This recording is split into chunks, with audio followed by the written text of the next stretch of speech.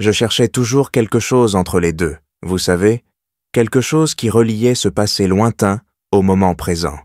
Et j'ai découvert, à mon grand étonnement, que c'était l'alchimie. La prise de conscience précoce de Jung, de sa propre conscience, a posé les bases de son exploration à vie de l'esprit. Jamais les êtres humains ne spéculent davantage ou n'ont plus d'opinion que sur des choses qu'ils ne comprennent pas.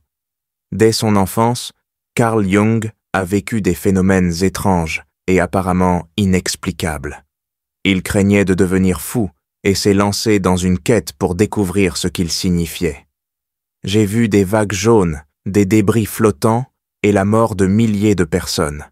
2 semaines ont passé, puis la vision est revenue, encore plus violente qu'auparavant, et une voix intérieure a parlé. « Regarde, c'est complètement réel, et cela arrivera. Tu ne peux pas en douter. » Jung a eu ces visions saisissantes juste avant le déclenchement de la Première Guerre mondiale. Lorsque cela s'est produit, il était certain qu'aucune schizophrénie ne le menaçait. Il a compris que ses rêves et visions lui venaient du terreau de l'inconscient collectif. Les visions de Jung se sont prolongées à l'âge adulte, offrant des prémonitions étranges qui coïncidaient avec des événements historiques majeurs. Pour autant que je m'en souvienne, rien ne s'était produit auparavant qui pourrait expliquer cette prise de conscience.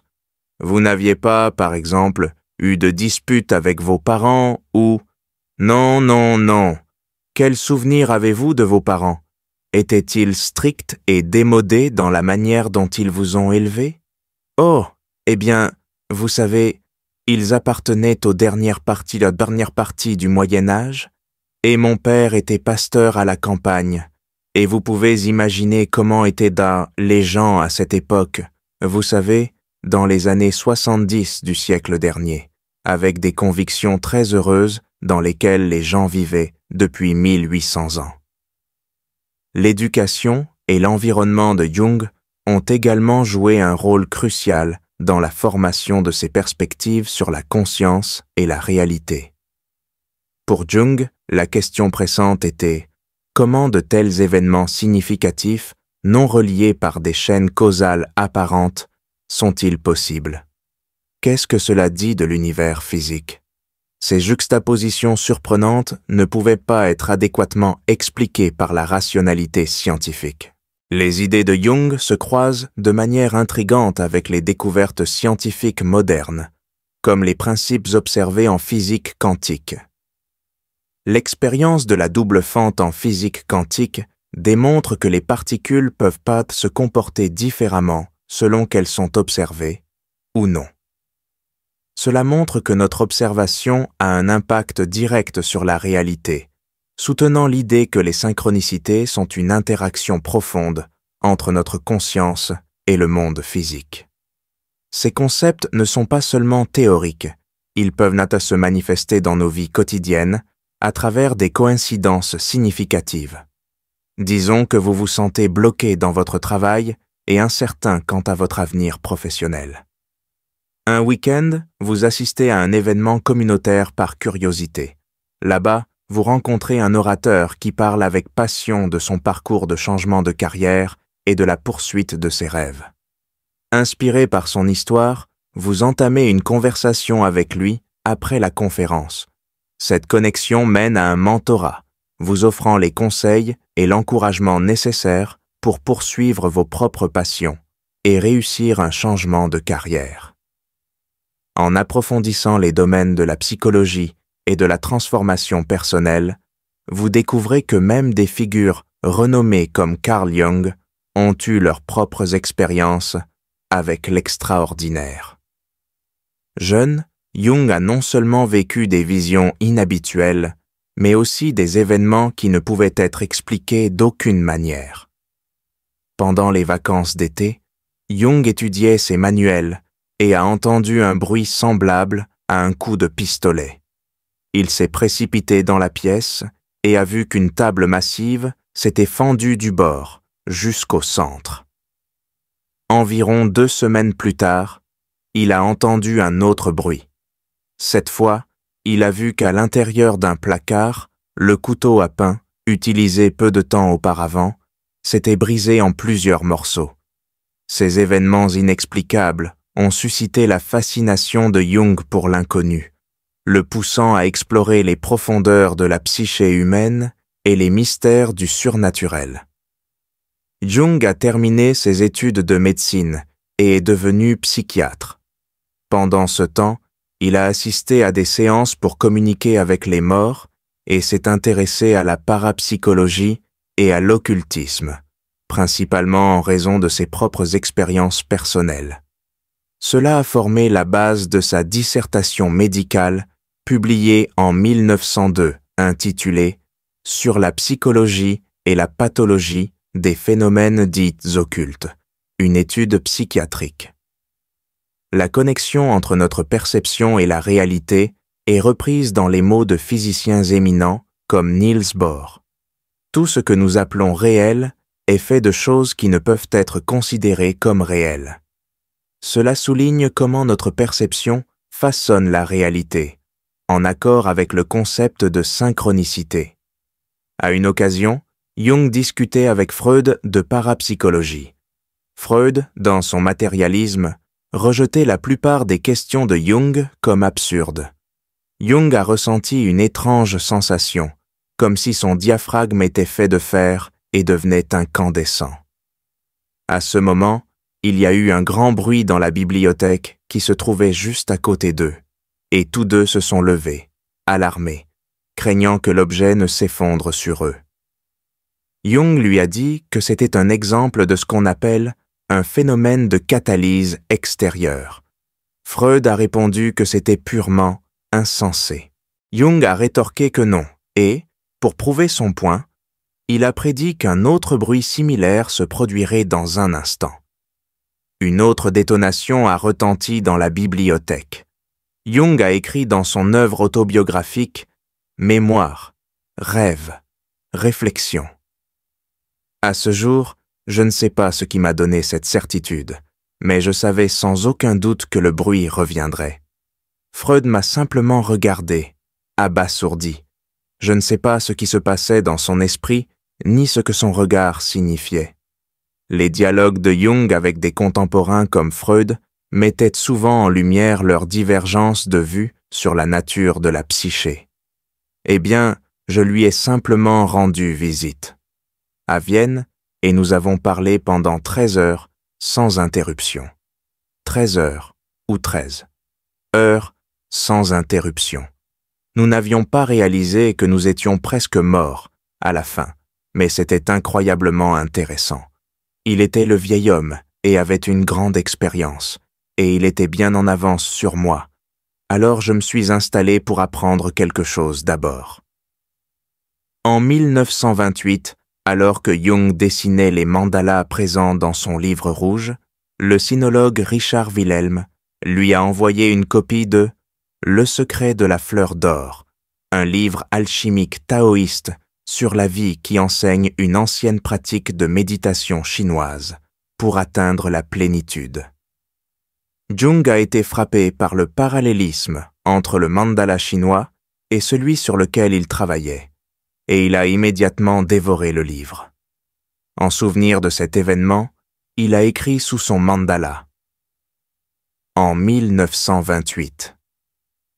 Quand je peignais cette image montrant le château doré fortifié, Richard Wilhelm à Francfort m'a envoyé le texte chinois millénaire sur le château jaune, le germe du corps immortel. Le travail de Jung avec les mandalas et son intérêt pour la philosophie orientale illustre davantage sa quête de compréhension de l'interconnexion de toutes choses. J'avais écrit ce livre qui m'a coûté mon amitié avec Freud parce qu'il ne pouvait pas l'accepter. Pour lui, l'inconscient était un produit de la conscience et ne contenait que les restes. Je veux dire, c'était une sorte de débarras où tous les éléments discordants de la conscience étaient entassés et laissés. Mais pour moi, l'inconscient était déjà une matrice, une sorte de base de la conscience d'une nature créative, capable d'actes autonomes. Au cœur de la théorie de Jung se trouve le concept d'archétype, des modèles fondamentaux influençant à la fois notre psyché et le monde physique. Ce fut un point décisif dans la vie de Jung, où ses écrits se sont orientés vers l'importance psychologique de l'alchimie. Il a écrit que de Wilhelm, l'étincelle a jailli et a allumé une lumière qui devait devenir pour moi l'un des événements les plus significatifs de ma vie. En effet, je me sens tellement enrichi par lui qu'il me semble avoir reçu plus de lui que de tout autre homme. Jung a été particulièrement frappé par un dessin d'un yogi avec 5 figures humaines poussant au sommet de sa tête et 5 autres figures poussant au sommet de chacune de leurs têtes. L'image, pensait Jung, dépeint l'état spirituel du yogi, qui est sur le point de se débarrasser de ses nombreux égos et de passer à un état plus complet et objectif de soi. L'exploration de la synchronicité par Carl Gustav Jung mène finalement à l'idée profonde d'une réalité unifiée, l'unus mundus. Jung a inventé le terme synchronicité et le mentionne publiquement pour la première fois en 1930 dans son discours commémoratif pour Richard Wilhelm, qui a également traduit Li Ching, ou Livre des changements, du chinois en allemand. Il y fait référence comme à un principe particulier, actif dans le monde, de sorte que les choses se produisent ensemble d'une certaine manière et se comportent comme si elles étaient les mêmes. Et pourtant, pour nous, elles ne le sont pas.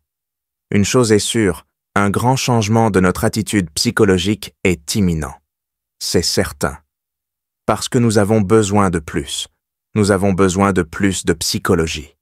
Nous avons besoin de plus de compréhension de la nature humaine, car le seul vrai danger qui existe est l'homme lui-même. Il est le grand danger, et nous en sommes pitoyablement inconscients.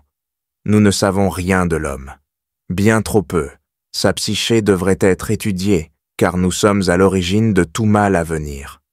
En étudiant la psyché et en comprenant notre monde intérieur, nous pouvons commencer à saisir la véritable nature de la synchronicité et ses implications. L'âme de l'homme est une chose compliquée et il faut parfois la moitié d'une vie pour progresser dans son développement psychologique. Vous savez, ce n'est pas toujours une question de psychothérapie ou de traitement des névroses. La psychologie a aussi l'aspect d'une méthode pédagogique, dans le sens le plus large du terme. C'est une éducation. C'est une éducation. C'est quelque chose comme la philosophie antique, et non ce que nous entendons par une technique. C'est quelque chose qui touche à l'ensemble de l'homme et qui met au défi l'ensemble de l'homme. Jung l'a assimilé au concept chinois de Tao, l'union des opposés à partir des paires complémentaires de yin et de yang. Il repose sur l'unité de l'homme et du cosmos environnant. C'est semblable au credo alchimique hermétique. Comme en haut, ainsi en bas, faisant référence au monde intérieur et au monde extérieur, la psyché et la matière étant une seule et même chose. Le but du sage taoïste est de vivre en harmonie avec le Tao, en évitant les extrêmes et en atteignant l'équilibre. C'est en fait l'objectif de la psychologie jungienne. L'équilibre des opposés, la conscience et l'inconscient, consiste à aligner l'ego sur le soi en tant que centre de la personnalité. Ici, la synchronicité joue un rôle vital. Il n'y a pas d'évolution linéaire pour l'individuation, la réalisation de soi. Il n'y a qu'une circumambulation, un cercle autour duquel tout est lié au centre. Ceci est représenté par le symbole du mandala. Pour Jung, trouver son propre symbole de mandala est crucial pour le développement du soi. Pour que ce mouvement circulaire ait lieu, le mandala doit avoir un symbole tel que le soleil, un château ou une fleur dorée en son centre. C'est une image visuelle du motif divin, une manifestation du soi. Le résultat final est la procédure alchimique Mysterium Conjunctionis, qui est également le titre du dernier grand ouvrage de Jung. Les côtés opposés de la vie sont unis dans un mariage sacré. Il y a une élévation et une clarté de la conscience et un sens approfondi de l'unité de l'être. Jung commente qu'Atman, Tao et Christ sont des symboles culturels différents pour la plénitude qui relie le soi intérieur au principe animant du cosmos. Ce n'est plus vous qui vivez, c'est cela qui vous vit. L'oracle de Li Ching a joué un rôle important dans le développement de son idée de synchronicité. Il l'a utilisé avec ses patients en psychothérapie et pouvait se souvenir de nombreuses réponses significatives et d'idées psychologiques inhabituelles. Par exemple, il raconte l'histoire d'un patient souffrant d'un complexe maternel qui craignait que son futur partenaire de mariage ne soit dominateur.